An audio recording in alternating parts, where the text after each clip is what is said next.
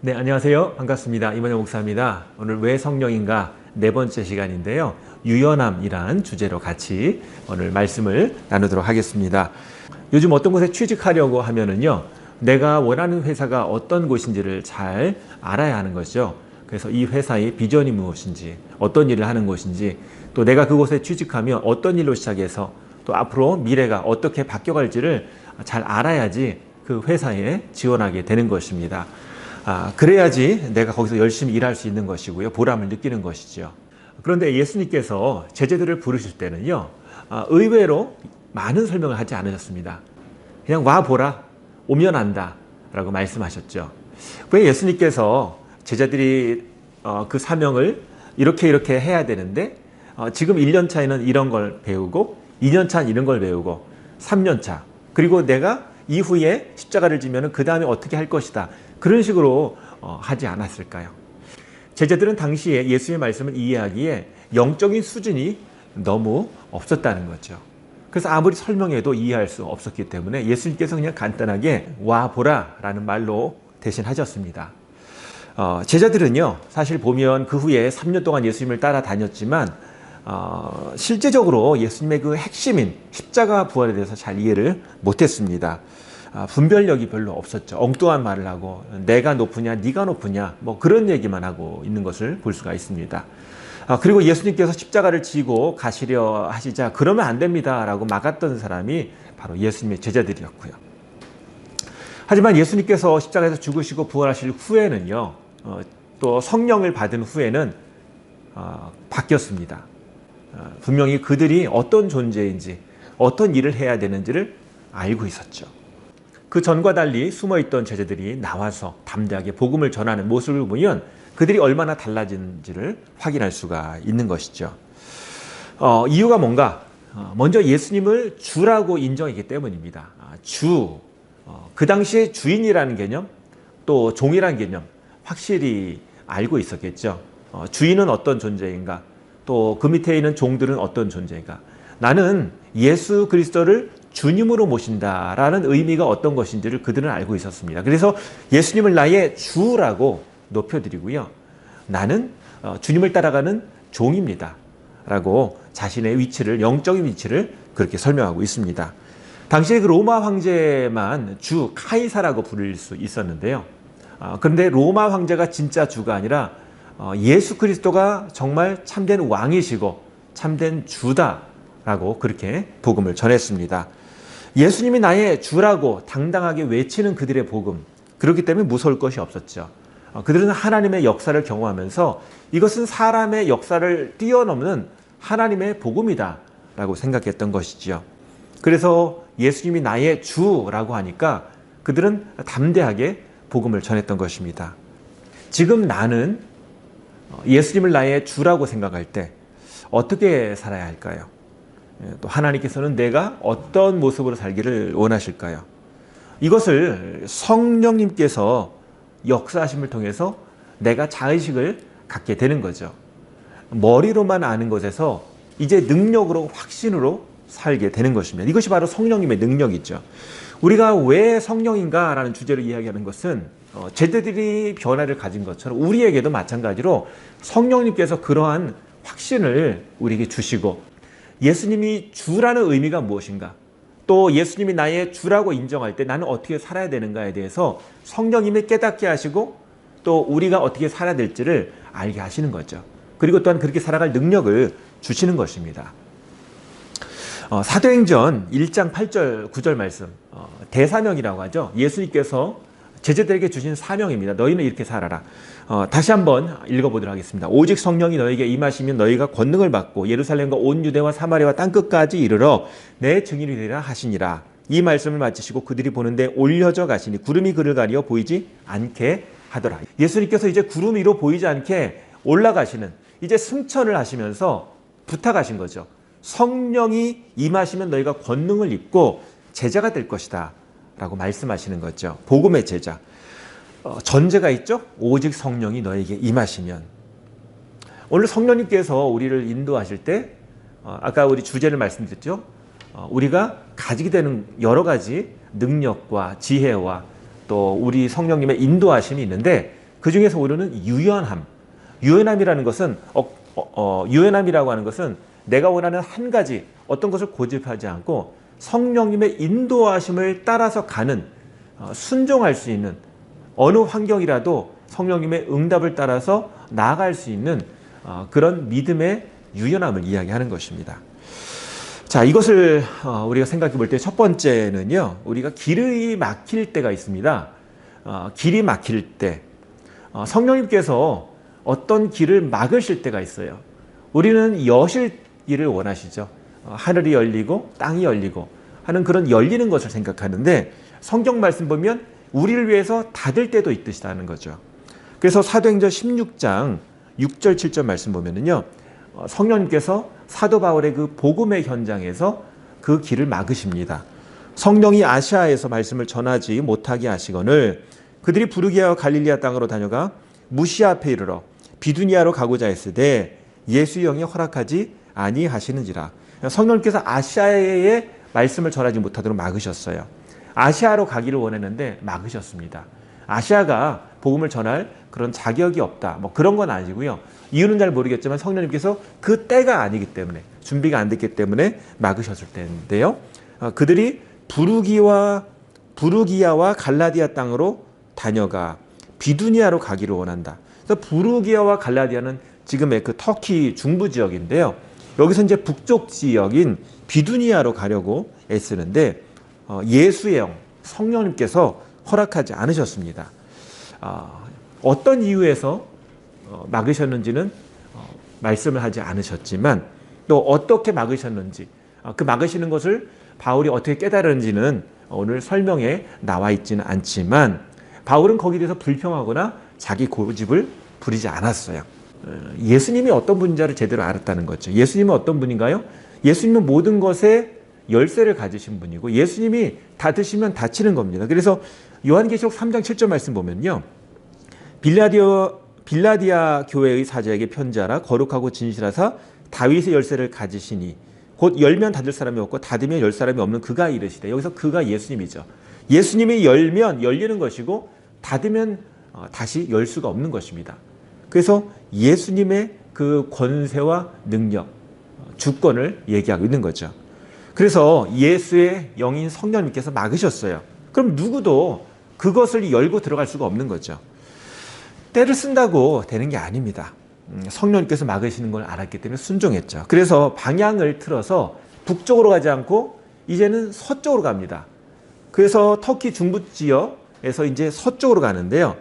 서쪽으로 가면서 이제 하나님의 새로운 일이 시작되는 거죠. 신앙생활을 하다 보면 이렇게 길이 막힐 때가 있습니다. 분명히 내가 하나님의 일이라고 확신하고 여태까지 왔는데 내가 가던 일 가운데 막힐 때가 있어요. 일이 잘 풀리지 않는 거예요. 그러면 이때 두 가지 반응을 보입니다. 첫 번째는 하나님이 길을 열어달라고 때를 쓰는 거예요. 그래서 작정 기도를 하고 돌파 기도를 하는 거죠. 그리고 또 다른 사람은요, 두 번째로 바울처럼 하나님의 뜻을 알려달라고 묻습니다. 그래서 하나님, 이것이 주님의 뜻입니까? 막히는 것이 주님의 뜻입니까? 라고 물어보는 거죠. 이런 두 가지 유형은요, 성경에 보면은 야곱과 그 아들 이삭의 경우가 아닌가 생각이 듭니다. 야곱 같은 경우는요, 자기가 원하는 것에 대해서 하나님, 이것이 필요합니다 라고 아주 그냥 결단하고 달려드는 그런 불꽃 같은 모습을 볼 수가 있습니다. 그래서 야곱은요, 그 야복강 나루터에서 천사와 씨름하죠. 그래서 저를 축복하지 않으면 한 발자국도 움직이지 않겠습니다. 그러면서 천사와 그냥 씨름하듯이 힘을 겨룹니다. 하나님께서는 야곱의 이런 열정적인 끈질긴 그런 열정을 보시고 내가 나와 겨루 이겼다라는 이스라엘이라는 이름을 새로 주십니다. 이긴 자라고 불러주시는 거죠. 사실 하나님이 야곱을 못 이기겠습니까? 하나님께서 말씀 한 번만 하시면 야곱은 그냥 한 번에 끝장납니다. 그런데 하나님께서 그렇게 하나님이 도와주시고 함께 해주시면 안 됩니다. 꼭 저를 도와주세요. 떠나지 마세요라고 하나님을 붙잡는 그 마음을 기뻐하셨다는 거죠. 하지만 천사가 환도뼈를 쳐서 야곱이 다리를 절게 되었는데요. 야곱은 이렇게 다리를 절더라도 그 씨름한 손을 놓지 않고 나를 축복하소서, 나를 축복하소서 그렇게 붙잡는 그런 열정이 있는 사람이었습니다. 그런데 그 아들 이삭은요, 좀 다릅니다. 살면서 이제 그것이 광야니까 우물을 파야 됩니다. 우물을 파서 그것으로 생활을 해야 되는 거예요. 양들을 먹이고 또 그 사람들이 먹고 살아야 하는 것입니다. 그런데 이삭은 신기하게도 우물을 파면 바로바로 그 우물이 성공합니다. 물이 나옵니다. 지금도 우물을 판다고 해서 다 성공하는 게 아니죠. 뭐 과학 장비를 통해서 검사하고 파도 100% 우물이 성공하는 건 아니에요. 근데 그 당시에 무슨 과학 탐사 장치가 있나요? 그냥 이곳 같다라고 파 들어가는 거죠. 그러니까 실패할 확률이 너무 높은 겁니다. 다른 사람들은 다 실패하는데 이삭이 우물을 파면 성공하는 거예요. 그러니까 다른 사람들이 시기하다가 결국은 이삭을 협박하고 그 우물을 뺏어버립니다. 그러면 이삭이 거기에 대해서 뭐 반박하거나 다시 공격하지 않고요. 그 자리를 떠나서 다른 곳으로 갑니다. 그리고 또 우물을 파요. 그러면 우물이 또 나와요. 그러면 그 우물을 가지고 생활하고, 그럼 또 다른 족속들이 와서 또 빼앗고 또 다른 곳으로 이동해서 우물을 파면 또 우물이 나오고, 이삭은 참 손해보는 인생을 사는 것 같아 보이죠. 이방 족속들이 나를 어떻게 볼까. 그런데 놀랍게도요, 나중에는 이방 족속들이 이 이삭을 인정해 줍니다. 뭐라고 하냐면, 당신을 보니 하나님이 함께 하시는 것을 알겠다. 더 이상 다투지 말고 경계를 정해서 이웃하며 같이 살자. 이삭을 두려워한 것이죠. 파면 우물이 바로바로 나오는 이삭의 모습을 보면서 저 이삭은 자기 스스로 하는 게 아니다. 하나님이 함께 계시다. 그래서 우리가 잘못 저 사람을 건드리면 우리가 큰일 난다. 저 사람을 인정해 주자. 그게 우리를 사는 길이다. 저 사람과 화평을 맺자라고 그렇게 먼저 나서서 이삭과 화평을 맺는 그런 모습을 볼 수가 있는 것이죠. 그래서 이삭이 아니라 이웃 사람들이 오히려 이삭을 환영하고 화해하는 그런 장면이 나타나고 있습니다. 하나님께서는요, 우리의 길을 막았을 때 이렇게 야곱처럼 돌파하는 믿음, 또는 이삭처럼 또 다른 방향에서 또 길을 찾는 그런 모습, 두 가지 경우를 우리가 가지고 하나님께 반응할 수 있는데요. 그것이 어떠한지 우리는 일단 분별하는 것이, 내 길이 막혔을 때 그것이 나의 죄 때문에, 나의 욕심 때문에 나온 것인지, 또는 마귀가 방해한 것인지를 분별해야 되는 거예요. 그렇다면 내가 회개해야 되는 것이고, 화해해야 하는 것이고, 그리고 마귀가 나를 방해하는 것이 아니면 영적 싸움을 이기도록 오히려 기도로 싸워 물리쳐서 그 일을 해야 하는 거죠. 도망가지 말고 그 일을 해야 합니다. 그런데 이 막으시는 것이 성령님께서 막으시는 것이라면, 하나님이 원하지 않는 일이라면 순종하고 내고집버리고 다른 데로, 다른 방법으로 또 길을 가야 하는 거죠. 그때 하나님, 그럼 제가 어떻게 해야 되겠습니까? 라고 길을 여쭙게 되는 거죠. 이렇게 할 수 있는 능력은 어떻게 나옵니까? 바로 성령 충만에서 나오는 것입니다. 이렇게 우리가 갈 때 길이 막혔을 때, 다른 길을 생각해야 할 때, 그때 우리가 성령 충만하지 않으면 큰일 나는 거죠. 그때 마귀의 어떤 유혹에 넘어질 수 있는 것이고, 어떤 하나님에 대한 신앙의 관계에서 무너지게 되는 거죠. 내가 주님을 의심하거나 주님을 원망하거나, 하나님은 우리에게 더 좋은 걸 원하셔서 이것이 이제 전환점이 되기를 원하시는데, 내가 오히려 죄악에 빠지거나 또는 내 시야가 믿음이 없기 때문에 잘못된 길로 갈 수가 있는 것이고, 또 낙심할 수가 있는 거죠. 그러지 않도록 우리가 깨어 기도해야 하는 것입니다. 성령님께서는요, 우리가 유연하기를 원하세요. 옛날에 과거에 경험했던 그것을 가지고 고집하는 것이 아니라 지금 이 현장에서 성령님이 원하시는 이끄심을 우리가 발견하기를 원하시는 거죠. 그래서 참 이것이 저에게도 참 도전이 됩니다. 옛날에 내가 경험했던 것, 그거 가지고 하는 것이 아니라 지금 나에게 하나님께서 원하시는 것이 무엇인가, 그걸 계속 하나님께 질문해야 되는 거죠. 주님, 제가 지금 어디에 와 있습니까? 제가 지금 어떻게 해야 됩니까? 주님, 제가 하지 못하는 것, 주님 할 능력을 주셔서 감당케 하여 주시옵소서. 길을 열어주시고 사람을 붙여주시고 도와주시옵소서. 이런 기도를 저도 해야 하는 것이고 여러분들도 해야 하는 것입니다. 길이 막힌다면 어떻게 하라고요? 기도하고 성령 충만해야 되고, 또 믿음으로 감당할 수 있도록 하나님이 다른 문을 이미 열어주셨음을 믿고 그 문을 찾도록 도와달라고 기도하는 것이죠. 자, 두 번째로 이제 살펴볼 것이 이제 길이 막혔을 때의 일이라면 하나님께서 뜻밖의 길을 열어 주셨을 때입니다. 자, 사도행전 16장 9절 10절 말씀 보도록 하겠습니다. 밤에 환상이 바울에게 보이니 마게도냐 사람 하나가 서서 그에게 청하여 이르되 마게도냐로 건너와서 우리를 도우라 하거늘 바울이 그 환상을 보았을 때 우리가 곧 마게도냐로 떠나기를 힘쓰니 이는 하나님이 저 사람들에게 복음을 전하라고 우리를 부르신 줄로 인정함이로라. 바울은요, 하나님께서 주신 새로운 길을 확인하게 된 것이죠. 그래서 환상을 보았는데 마게도냐로 와서 우리를 도우라 라는 그런 사람의 메시지를 듣게 되는 것이고요. 그리고 이것이 하나님 뜻이구나 생각해서 이제 마게도냐로 떠나도록 그렇게 준비를 하는 것을 볼 수가 있습니다. 자, 성령님께서는요, 왜 마게도냐로 이끄셨을까? 마게도냐는 사실 복음이 잘 전파가 안 되는 곳이었거든요. 하나님께서는 복음 잘 되는 곳으로 이끄는 것이 아니라 당시에 복음이 잘 전파가 안 되는 곳으로 이끌어 주셨어요. 왜 힘든 곳으로 이끄실까? 알지 못하지만 바울은 순종했습니다. 또 빌립의 경우를 봐서도요. 빌립이 사마리아에서 복음을 잘 전하고 있었는데 갑자기 성령님께서 빌립에게 광야로 가라고 말씀하시는 거예요. 광야길로. 근데 광야길은 사람이 잘 안 다니는 곳이에요.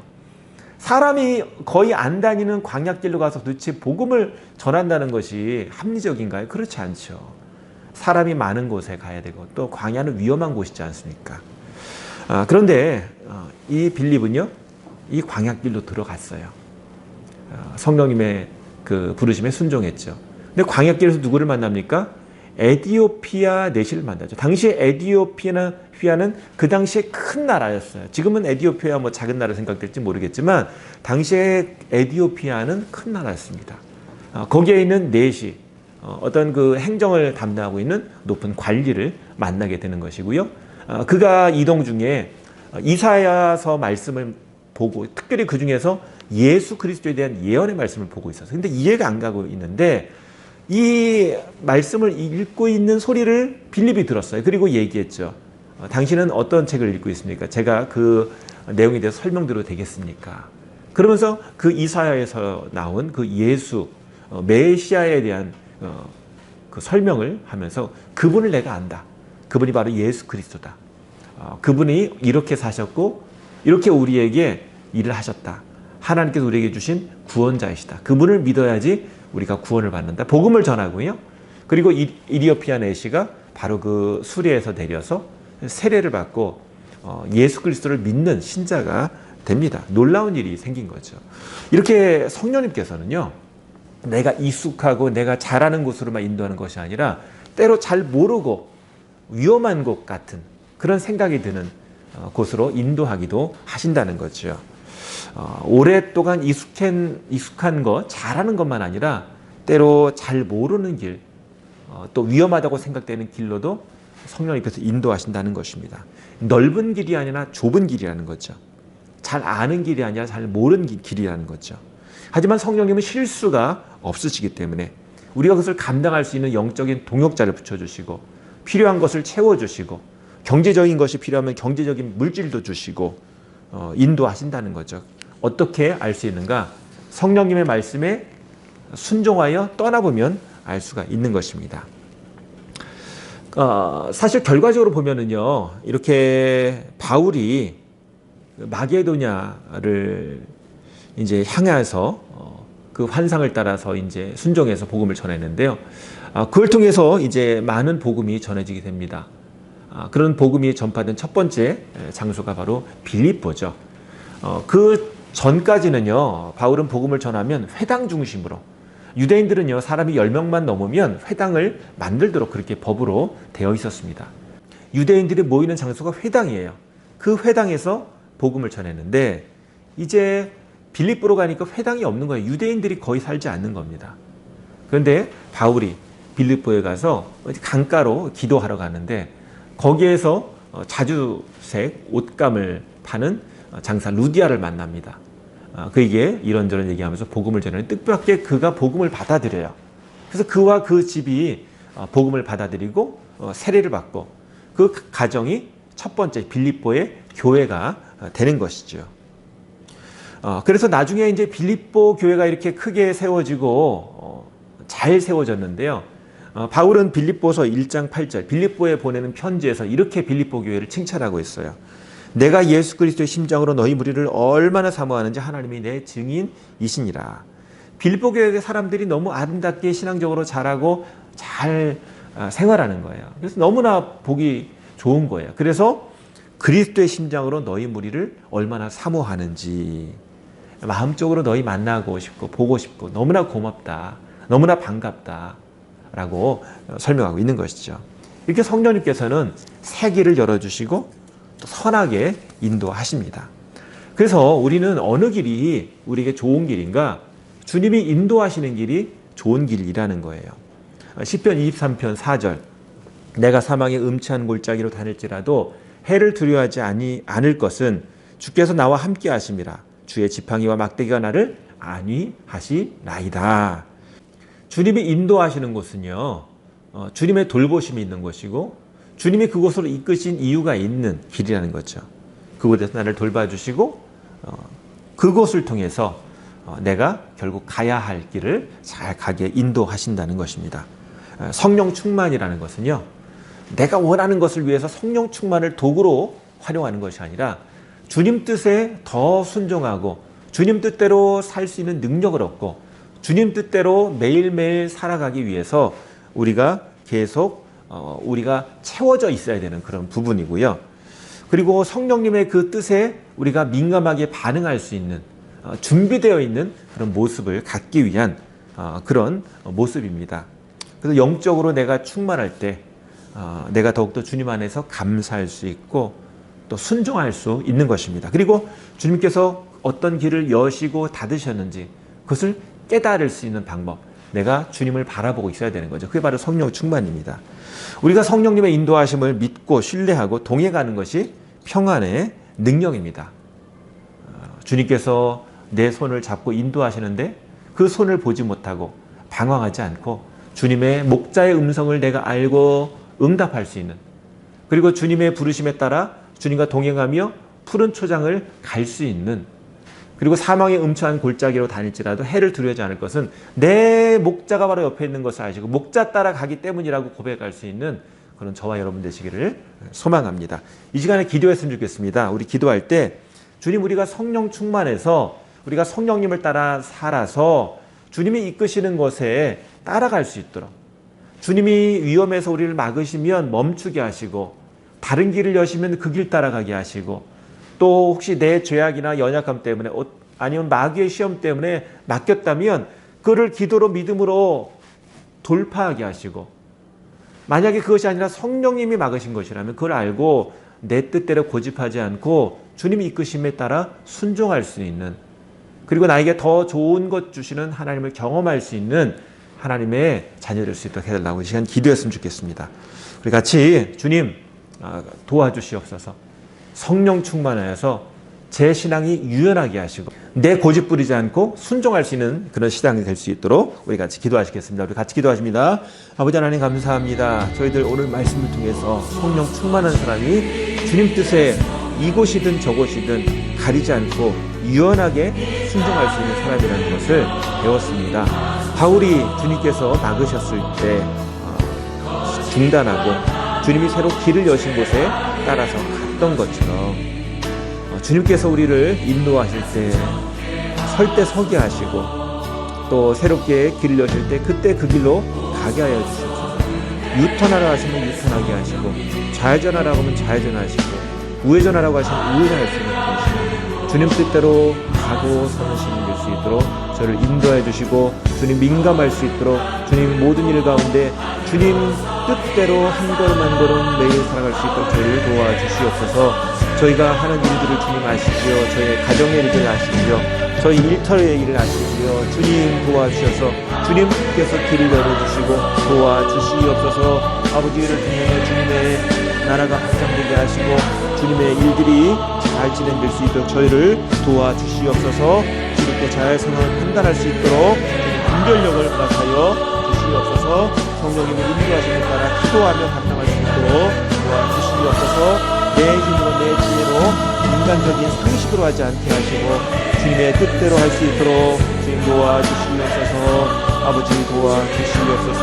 하나님 기뻐하시는 일이 되게 하시고 아버지 내 고집하다가 주님의 일을 막는 일이 없도록 주님 도와주시옵소서. 저희의 가정을, 저희의 사역, 저희의 공부를, 저희의 가정과 교회 사역 현장에서 주님 도와주시옵소서. 분별하게 하여 주시옵소서. 주님 뜻대로 살게 하여 주시옵소서. 제가 기도하겠습니다. 아버지 하나님 감사합니다. 오늘 주님 뜻대로 사는 것이 가장 좋은 것을 다시 한번 생각하게 되었습니다. 성령 충만하여서 주님 뜻대로 살게 하시고 가라 하면 가고 서라 하면 설 수 있는 그런 신앙 될 수 있도록 도와주시고 아버지 날마다 유연하게 평강 가운데 믿음을 가지고 순종하며 살아갈 수 있도록 믿음의 사람, 순종의 사람, 능력의 사람 될 수 있도록 도와주시옵소서. 예수님의 이름으로 기도합니다. 아멘. 자, 이 시간에 우리 찬양 들으면서 또 묵상하고 생각할 텐데 오늘은 좀 특별하게 가수 이승철 씨가 부른 소망 찬양이 있는데요. 삶의 작은 일이라도 주님 따라 살겠다고 하는 그런 찬양의 가사 내용입니다. 우리 같이 들으면서 묵상하고 기도하는 시간 갖도록 하겠습니다. 다음 시간에 뵙겠습니다.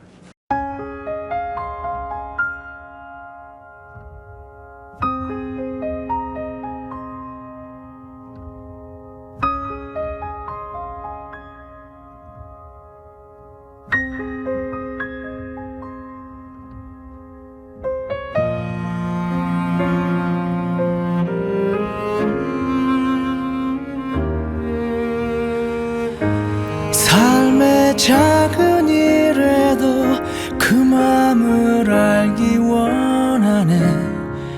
그 길, 그 좁은 길로 가기 원해. 나의 작음을 알고 그분의 크심을 알면 소망, 그 깊은 길로 가기 원하네.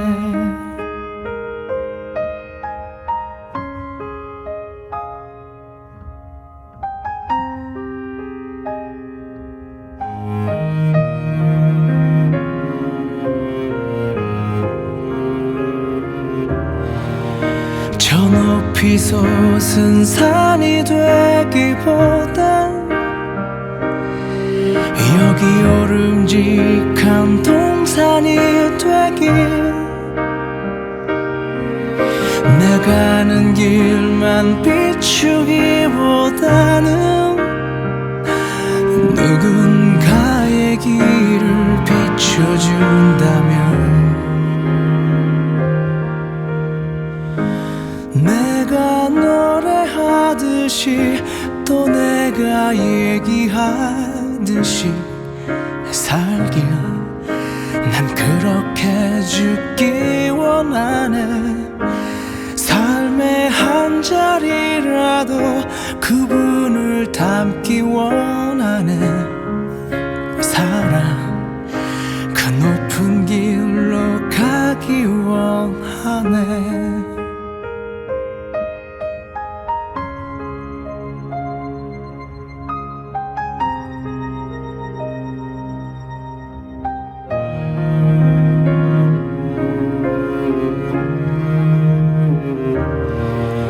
저 높이 솟은 산이 되기보단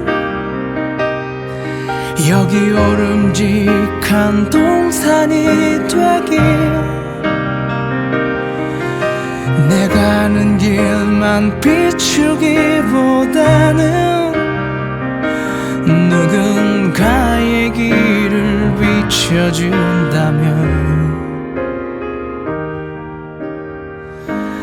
내가 노래하듯이 또 내가 얘기하듯이 살길 난 그렇게 죽기 원하네. 삶의 한 자리라도 그분을 닮기 원하네. 사랑 그 좁은 길로 가기 원하네.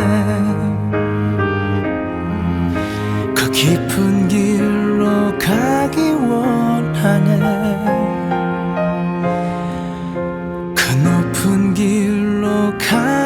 원하네.